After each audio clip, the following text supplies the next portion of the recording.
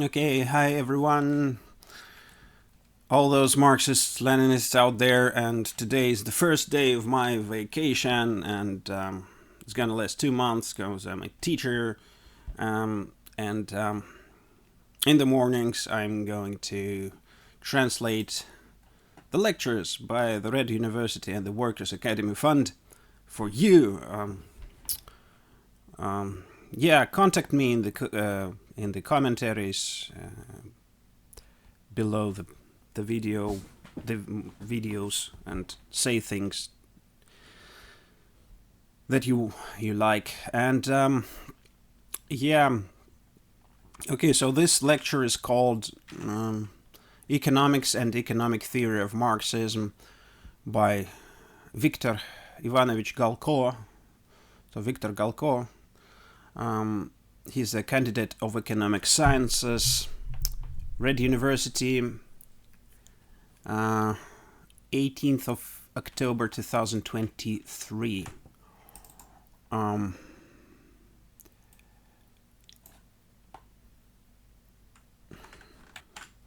Okay, here we go.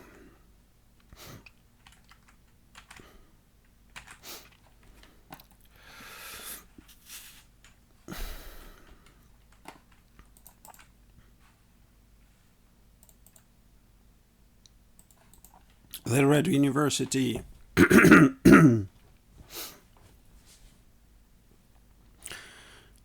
Okay, it's 7 o'clock. A foreword. Doesn't matter. It's not the actual lecture. Let's start. Dear comrades, let me introduce myself. I'm Galko Viktor Ivanovich, candidate of economic sciences, a teacher of the Red University. It's our third lesson within a chain of lectures of the first year of the Red University. It's got 2 years. I remind you that we here study Marxism-leninism, us here, and it consists of the 3 parts, or more precisely 3 moments. There are 3 moments that Marxism-leninism consists of: is dialectical materialism, political economy, and scientific socialism. We're going to study or look at issues of political economy. 2 lessons in this semester and 2 lessons in second semester, half year. So we're going to have a lecture today, and then in the second hour we're going to discuss the questions, and the next lesson is seminar. Then we're going to have a seminar in February. So 4 lessons total. In these 4 lessons, we're going to try to look at and discuss and maybe argue on some most pressing problems related to economy. Economics. So the main book here is, of course, Marx's Capital. You probably know. So I brought a volume here with me. That's how it looks like. And it's got 3 volumes. Capital, 3 books. This is the first book. This is the first part of the 3rd volume, actually. First part of the 3rd volume. Me and Marat Udovichenko from the Lobio Academy, from his YouTube channel, hard to translate. So we started this work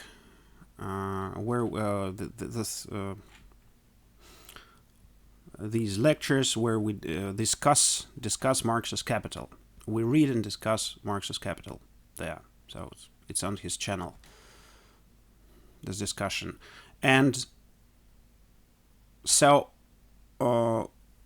we make one video about one chapter of Marx's Capital. There are around 100 of them or so. So that's how many questions so how many lectures we're going to have, and our goal here is to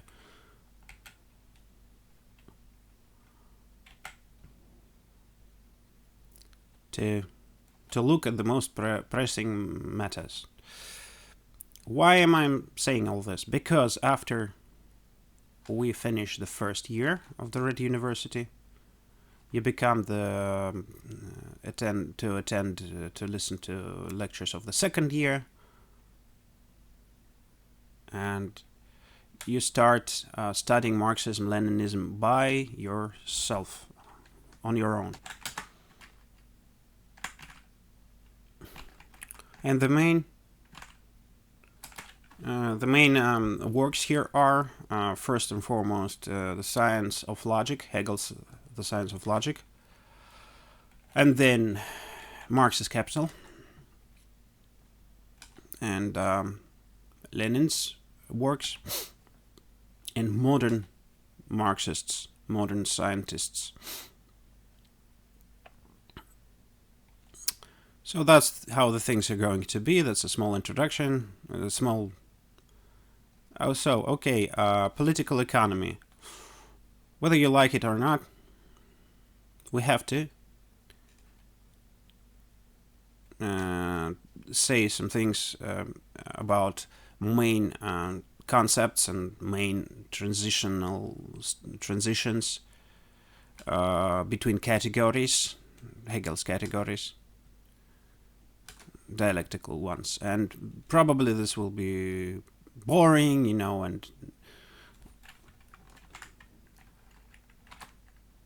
but I'll try to give some examples, so it'll be less boring, and explain this as simple as I can. But we have to do this. So, what does political economy study? What is the subject of the political economy? The subject of political economy are production relations. Those relations that arise during the process of production between people, human beings. And production, as you probably know, is the process of appropriation of objects of nature within and through a certain form of society. That's the definition, the concept, the notion of what production is. The process of appropriation of objects of nature within and through a certain form of society. It's a very scientific definition or concept, notion. These are two different things, definition and notion.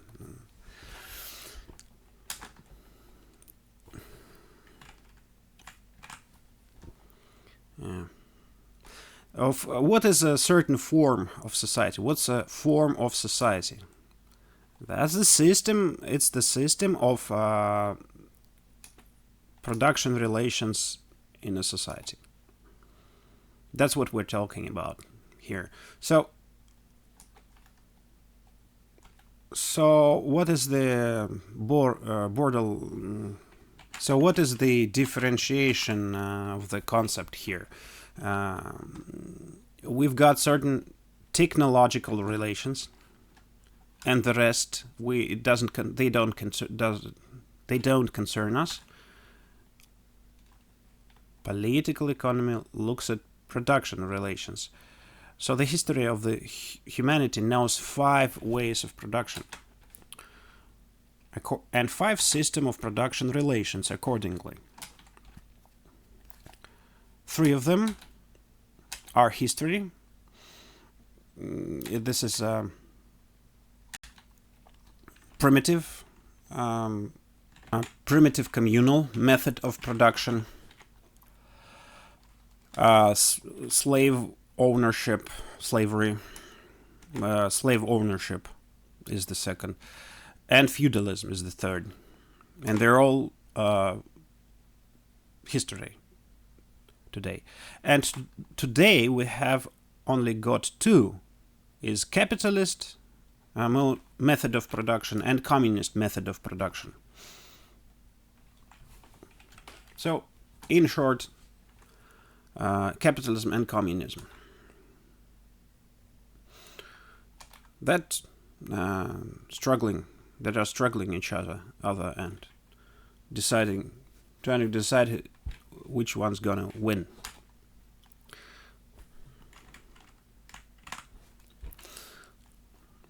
Where does communism appear from? Raises from? From capitalism. That's how development goes on. That is how it develops, from capitalism. Capitalism has replaced the feudal method of production. Feudalism has replaced the slave ownership. Slave ownership has replaced the primitive communal method of production. And from the bosom of capitalism, objective and subjective conditions of socialism get ripe there in capitalism. He basically said, get ripe. And so socialism replaces capitalism as a result of a socialist revolution. So the replacement of capitalism by communism is the result of a socialist revolution, and is the result of actual building of socialism. When you change matter, you build stuff, and then it develops. When it's built, socialism develops further on its own economic basis. But as we know, you have already had the first lesson. It concerned dialectics. It was about dialectics. In life, everything is contradictory. Everything is made of contradictions in life. And contradictions are the unity and struggle of... is the unity and contrast of... the unity and struggle of opposites. So contradictions are the unity and struggle of the opposites. That's a very exact scientific thing. So we move along history not in a smooth way, not by a straight line, or by. It's not just a curve that sort of goes up. It's a struggle of positive and negative tendencies. And applied to the question, the issue we look at today, what is it? It's an era. So we live during an era of transition from capitalism to communism. And this epoch is characterized by the struggle of one thing and the other thing that is going away. Between two methods of production. The one that goes away, the capitalist one, and the one that is being born, the communist one. It's we live during an era of revolutions and counter-revolutions. as Lenin put it. I should add.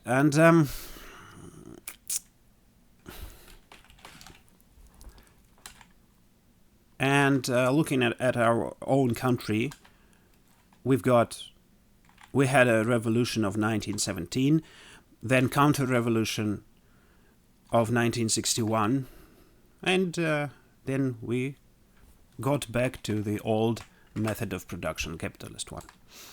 So today Russia is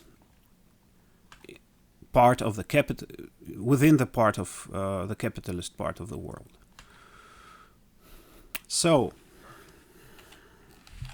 what issues I would like to look at? I think we always started, maybe today we will continue, start with and continue with questions that everyone cares about, where everyone is worried about, of the people present here. These are the issues of wages, salary, issues of big and small issues, of inflation, and development of production in general, what tendencies do we have today, and so on. Why should we start with this? Although actually it's not completely right. It's not a quite right thing to do. If we get back to capital here, to this, why do we put this? Why do we always look specifically at this work? Because in Marx's Capital, there's a system given. It gives a system of capitalist production relations. Not like they sometimes do that in textbooks, just take pieces of this and that, and lots of separate thoughts, bring them together. The thoughts themselves, they're correct, may be correct and good, but it should be a system, dialectical system. What's so good about a dialectic system? What is dialectic system characterized with? It's when, from some very simple the most simple first category, you derive not just not arbitrarily, but you logically derive all the other categories. So you take one most simple category, simplest category, you take it, and then derive all the other categories from it. That's what you do in in dialectical logic. So, as we say, the beginning is an undeveloped result, and the result is a developed beginning. And the last category is the result of unfolding of the first ones. The first category. You unfold the categories, sort of, uncoil them. They're like in a spiral, sort of. But yeah, it's the way we think. You cannot explain this in an image, but it's like uncoiling. It's like in a spiral, and the history develops in a spiral, sort of. It's all explained in Hegel's book, so read Hegel. Although it's hard. Or maybe those who explain Hegel, like Ilyenkov is pretty good, Popov is pretty good, Mikhail Popov. He explains it in a simple way. Anyways, let's continue. So it's like a chain. another image. It's like a chain where you cannot just rip out a link of out of this chain. It'll just fall apart, right? But in Capital, it doesn't. This chain of thought, it doesn't fall apart because it's really chained together. Chain of categories. So that's why we're going to have to, because we have only 4 lessons,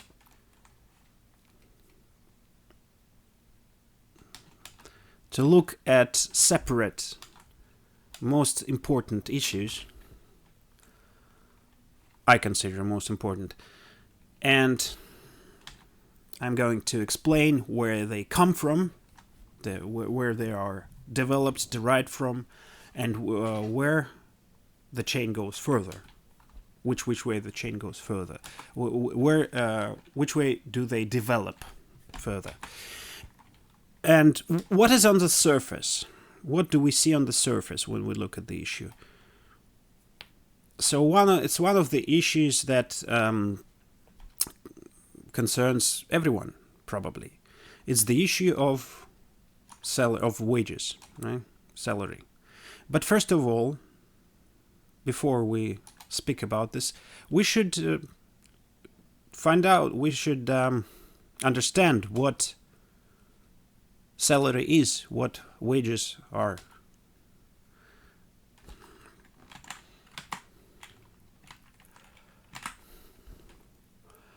Because the system of production relations in the capitalist method of production, first and foremost, what is it? It's characterized with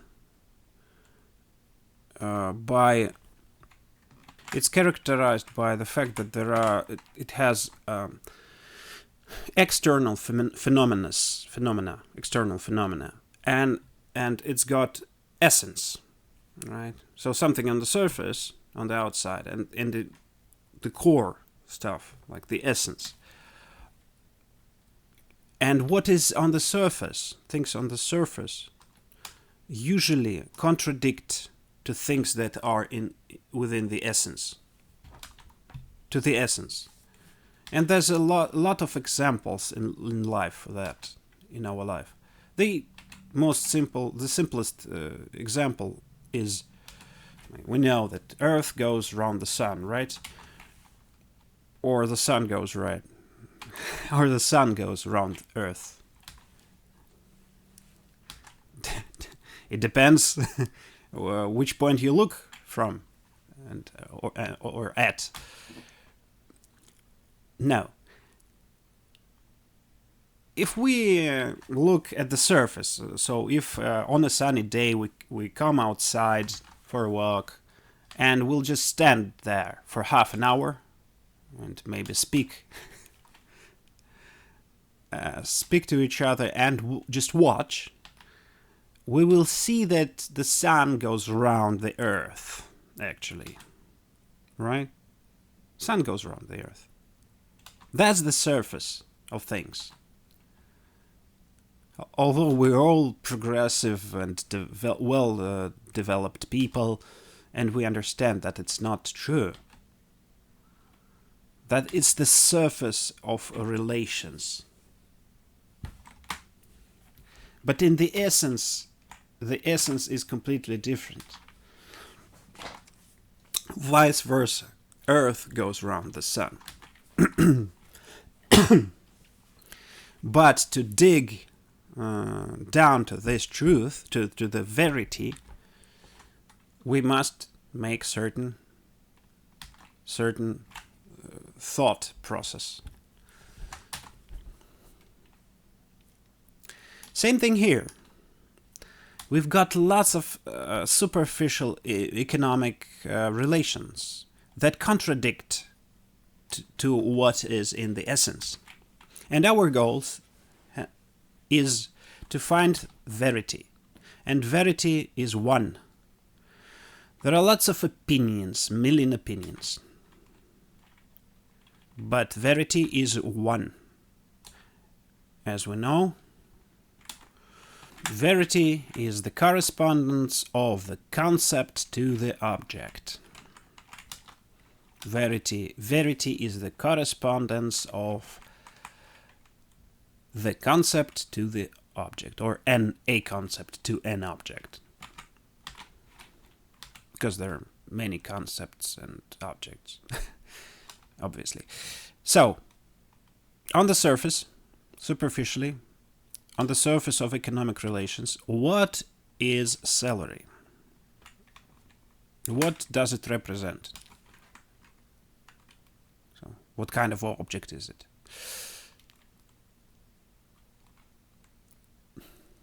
You probably heard, and they're trying to give him definition, the concept. No. The price of a workforce. So salary is the price of workforce. Yep. Bullseye. So you do read and listen to radio, TV, internet. From many sources we get the notion that salary is the price of labor. Or payment for labor or for work. You do work and they pay for that. That's what they tell you salary is.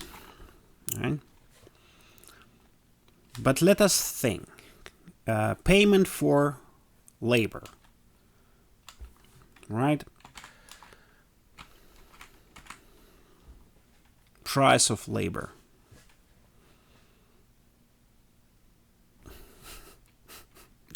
It's not a scientific question, but is everyone satisfied with their salary? That's not a scientific question. I don't demand any answer. Of course, the laborers, those who work, workers, they're not satisfied.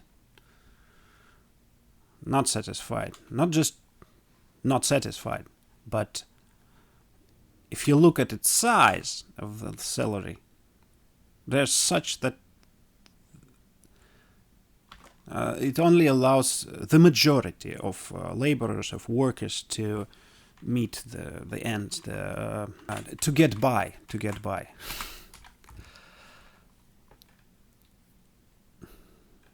So the majority, it allows the majority of workers to get by, but not all of the workers, laborers. What is the problem here? Let's try to find out. So this is payment for labor, or price of labor, if we consider that. And by the way, for this point of view, for this opinion, on this, all the bourgeois scientists stand on this point of view, stand for this point of view. They're apologetic of that. They are the apologists of that. All the state power and all the propaganda machine of the bourgeoisie, on radio, on TV, internet, that they spend billions and billions of rubles on. What for? That's not a coincidence, right? So that to beat into the heads of the working people, of the labor people, this notion, the necessary and ideas necessary for the bourgeoisie. And if you open the labor code of Russian Federation, it's a serious book, a serious document. It's a system of laws on labor. What does it say about the salary? In short, there's a long name for that. This essence of it is that this is called remuneration or compensation for labor, for work. So the payment for labor, in essence. So you're not satisfied with your salary, right? if we assume that this is payment for labor, then what's the problem? You are the problem. Your labor is just bad. You work bad. Too little. You work too little. Not enough. So if you stand for this point of view, what should you do to get more money?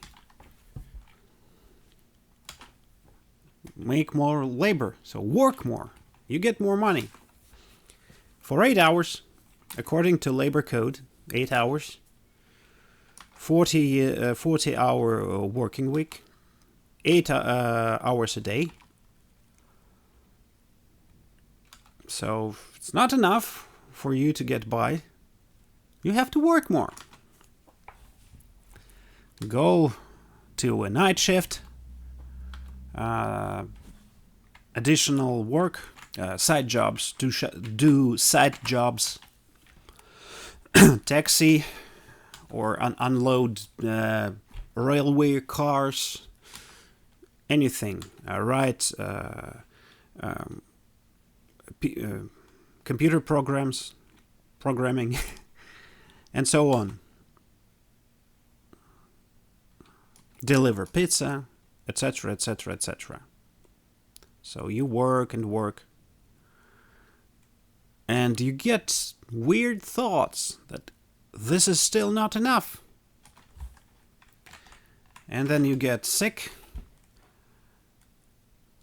and then most of the salary you have to use for it to cure yourself, and so on. Big problems you get. What's wrong? Everyone says that capitalism is the best progressive, is the most progressive system, most well-developed system, and so on. And then they're going to deviate you from your thoughts that, oh, it's our capitalism is just of the wrong type, and things like that, etc., etc. But that's another issue. A different issue. We won't speak about it. But why? Our ruling class, our bourgeoisie, all the organs of power, they serve in this point of view. That's clear, clearly to deviate us from the truth, from the verity that capitalist society, as you already know, is based on two opposing classes: bourgeois class and working class, with opposing economic interests. So, what happens in reality? If you carefully read the first volume of Capital, it gives answers to that. That actually salary is not payment for labor. I will give you a short concept of what salary is. Salary is monetary expression of the cost of the commodity of working force. So it's like, so wage is a monetary expression of the value of the commodity labor power. So labor power is a commodity and it's got a value, and wage is a monetary expression of it. Okay? Wage or salary.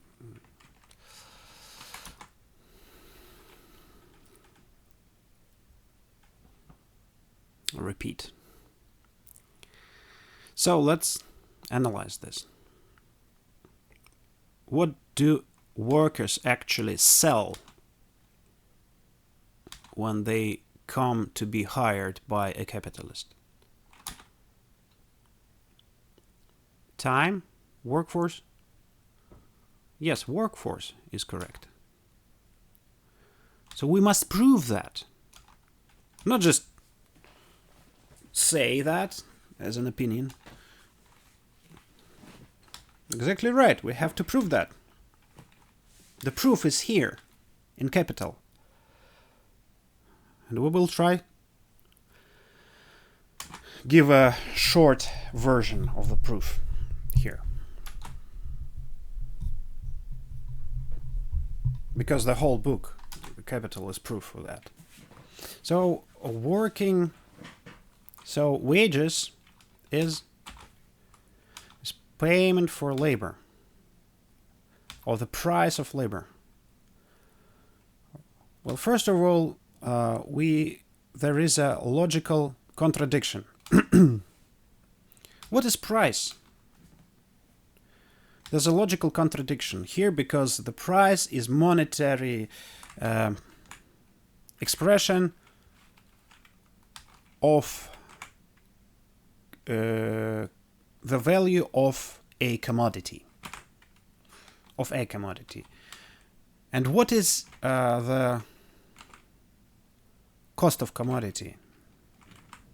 What is value of commodity? Commodity value. Value is the right word. So wage is a monetary, salary is a monetary expression of the value of the commodity. Yeah. So what is value of the commodity, of a commodity? It's an abstract. It's an abstract labor embodied in a commodity.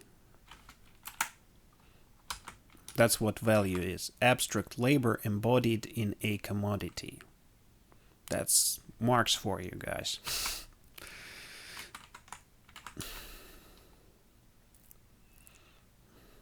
Abstract labor embodied in a commodity. So the price of labor, it's labor of labor, which is much of a muchness.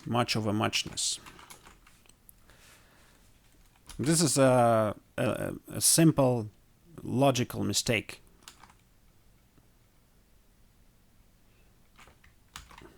Logical error, that is, right? So you came to be hired for an interview to a capitalist. So you like the conditions of labor, the salary, the working hours, the working schedule, and you have signed the agreement. So have you given any labor away? No, you just, went home. You will come tomorrow or on Monday and only start working. Right? What have you sold? You have sold your ability to do work, to do the job. Ability for labor. Capacity or ability to work. That's what you've sold by signing the agreement. Or workforce. Such a category exists in political economy. You have sold your labor power or workforce. Marx has it. In Capital, Marx's Capital, it's mentioned. So yeah, Marx calls it labor power. That's the right concept, the right term. Well, it's not a term, it's a concept. So labor power, or to cut it simple, the ability of a person for labor. The ability of a person to work. Capacity for work, ability to work. That's what you have sold in reality. Capacity to do work. That's what you've sold. Capacity to do work.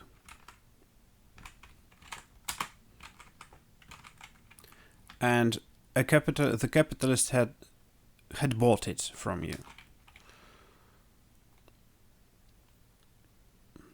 Now, and here the next question arises, next issue, and we're going to unfold and unwrap, uncoil this chain of thought, right?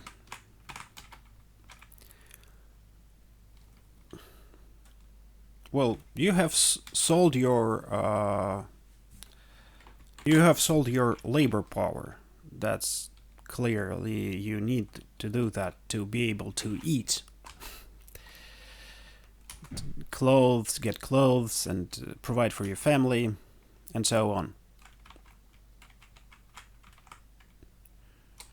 But why is capitalist interested in buying your labor power?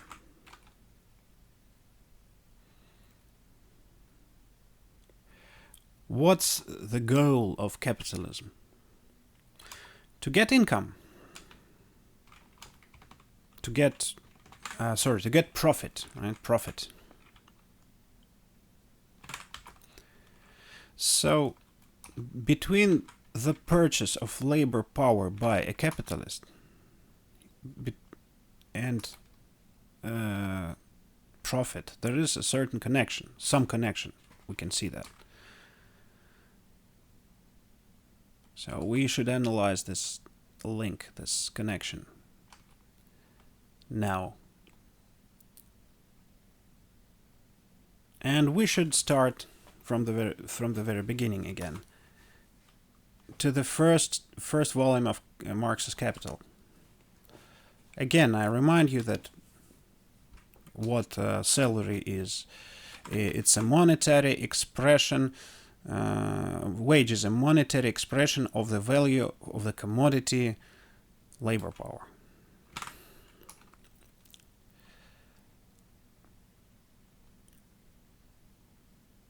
And what is a commodity?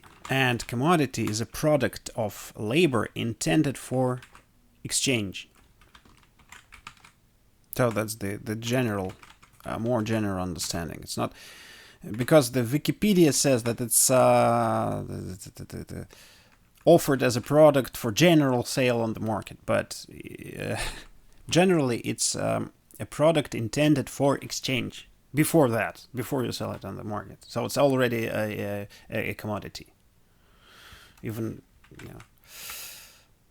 But of course, when you exchange it, you do that on the market. That makes sense. But anyways, that's a more scientific definition that Viktor Ivanovich gives here.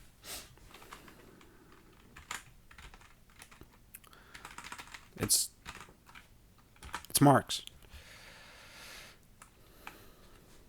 The simplest definition. That's the simplest definition. Commodity has two factors, has two properties, two main properties. The first one is property is the commodity usefulness. Usefulness is the word.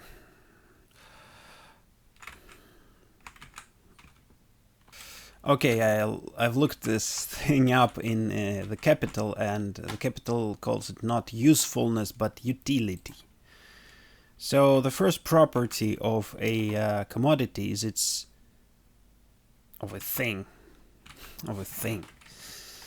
is its utility. What does it say?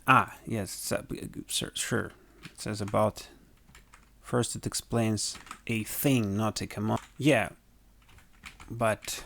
Anyways, it's utility. It's not usefulness.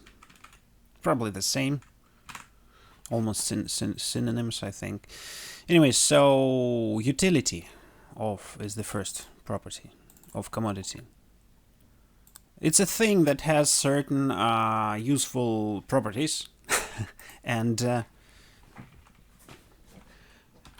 a thing as something good is a use value. Read Capital. It's better. Let me look this up. So yeah, you can see that's what Capital says. As something good, it's goodness makes it a use value.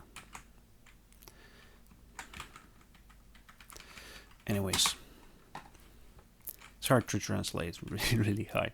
But on the other hand, a commodity has a value, abstract value, embodied in a commodity. So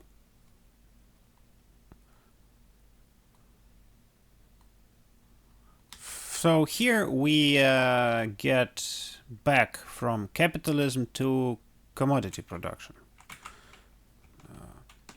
Something that existed prior to capitalism, right? When you just produced commodities. And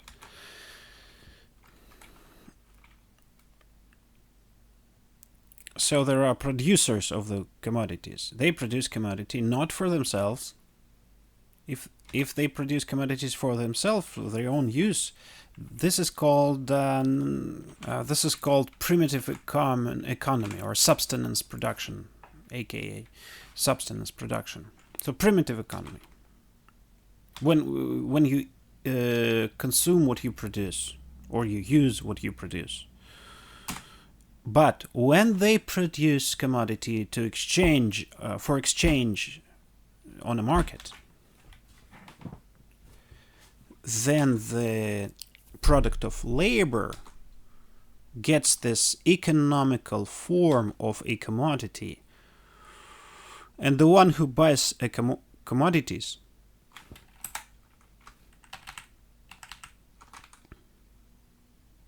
what does this person need the commodities for?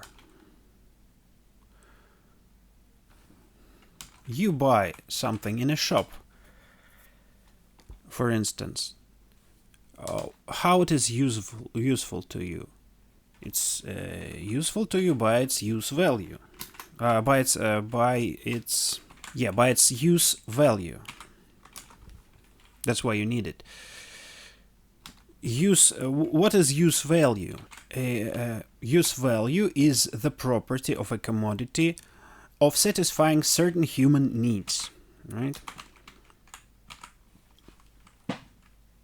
It's good, it's utility. That's its good, its utility, to satisfy certain human needs. So accordingly, you pay some certain amount of money for that.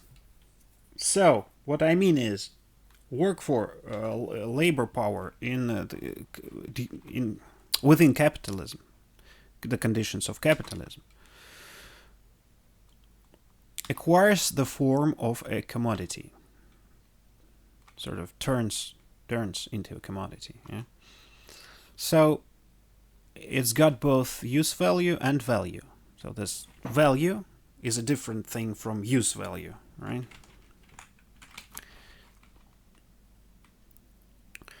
So the capitalist that purchases this labor power, what is he interested in? In use value. He's interested in the use value of the labor power, like any buyer. Like any commodity. So labor power is a commodity, right? Labor power is a commodity.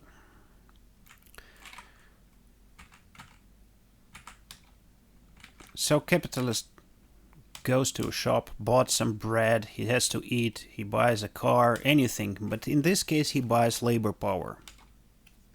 Your labor power. So the answer here is in this special use value of the commodity called labor power. So exactly right. You're exactly right. The goal of capitalism is profit. Then what does he buy the labor power for? To extract or get profit. But how does this process happen? The capitalist organizes production. the like the ideal capitalist, like the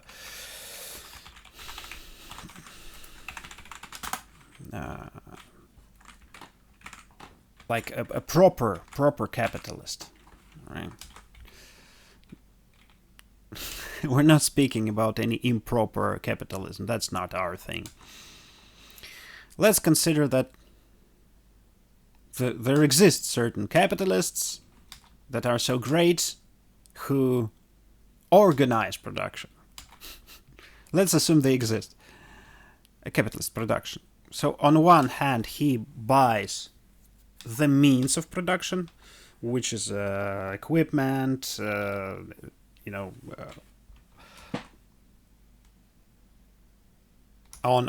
a factory, all the equipment for a factory.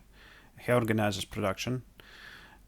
On the other hand, for that equipment, for that raw materials, etc., you need to apply working hands, right? So he buys labor power. This kind of capitalism. And during the production process, what happens?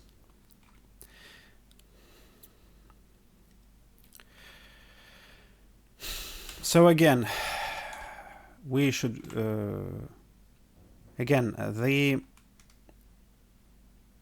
value.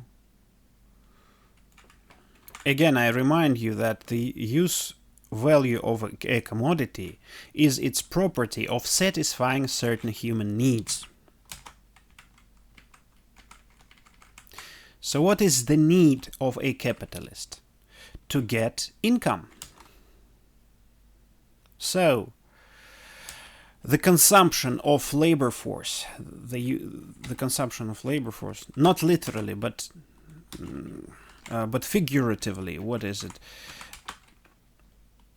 Consumption or utilizing, use, is when do you use up this labor force? Is when workers work on a factory. That belongs to a capitalist. That's when you can consume, or when you utilize the workforce. You don't consume it, you utilize it. Right? Oh, no, sorry. You actually consumption. You consume the labor power, and as a result, you get a commodity, right? The commodity, right? And the commodities are sold, and as a result, the capitalist gets his profit. That's the idea. And if you look at the history of humankind, that's a property of human beings, of human activity, to create more than you need. Because if you create less than you put effort into,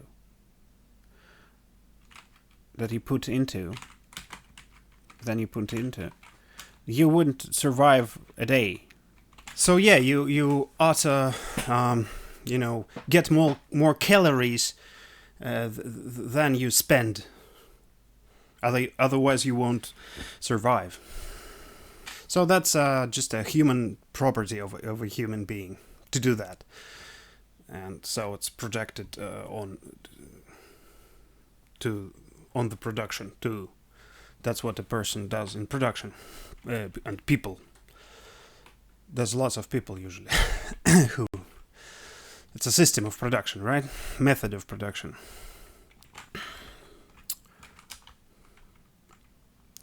Although all this happens as soon as first man came to be, the first digging stick, first instrument, first tools he has, and so this process goes on and on.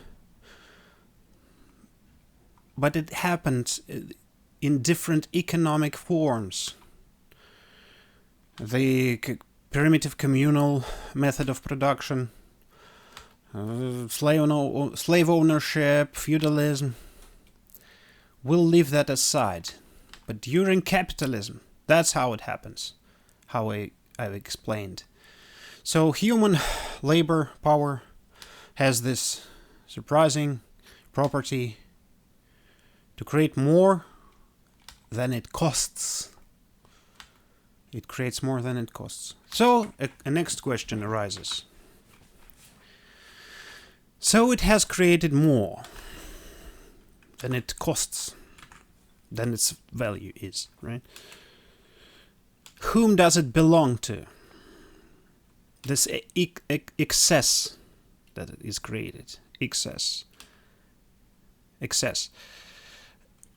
And why? I'm a worker. I have created a thing. Should rightfully belong to me. There's an agreement. Well, the agreement is a legal thing. And the legal side aspect of the question expresses the economic relations. You're on the right way here of explaining it, to explain it.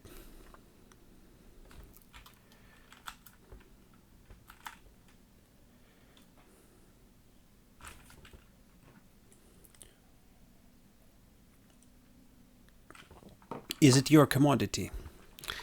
Let's get back to the start again. Capitalist production, what is it? It's a stage of development of commodity production when labor power becomes a commodity. That's what capitalism is. That's a stage of development of commodity production when labor power becomes commodity. So we should look at this basis, or at the basis of capitalism, of commodity production, commodity method of production. So you can't go to a shop and you buy a certain commodity, and you give a different commodity in exchange, money, and you get what you need. Doesn't matter what. Loaf of bread or phones, a smartphone. If you bought it, you can do whatever you want to it, right? So consumption of a commodity belongs to you, and the commodity belongs to you, and you consume it, you use it. So accordingly, what happens to the purchase and sale of the workforce? What does happen to it?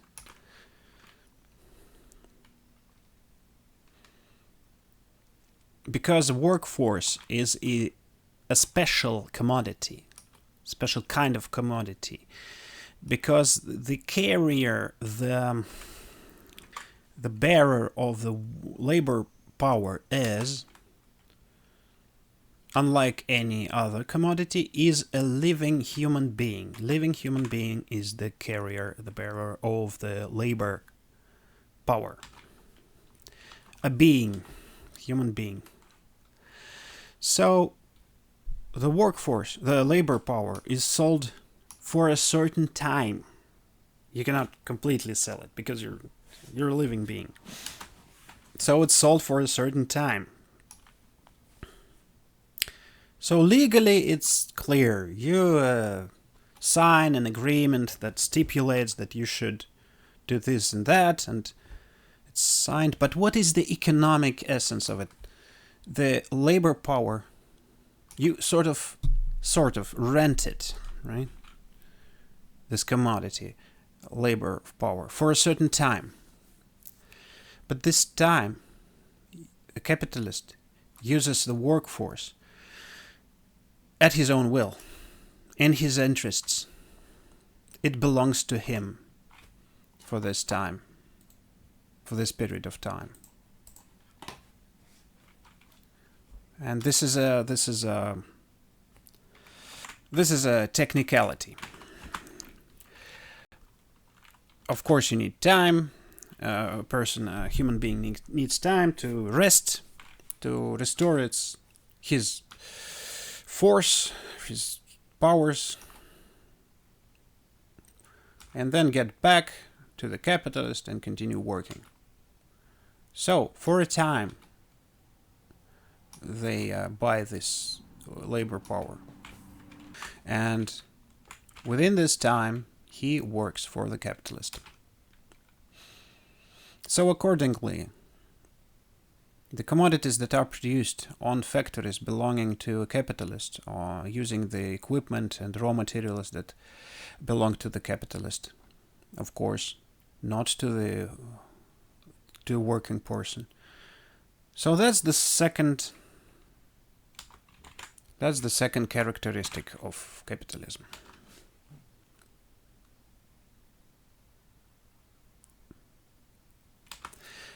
I'm just gonna finish here because I think it's been an hour, I think, or more.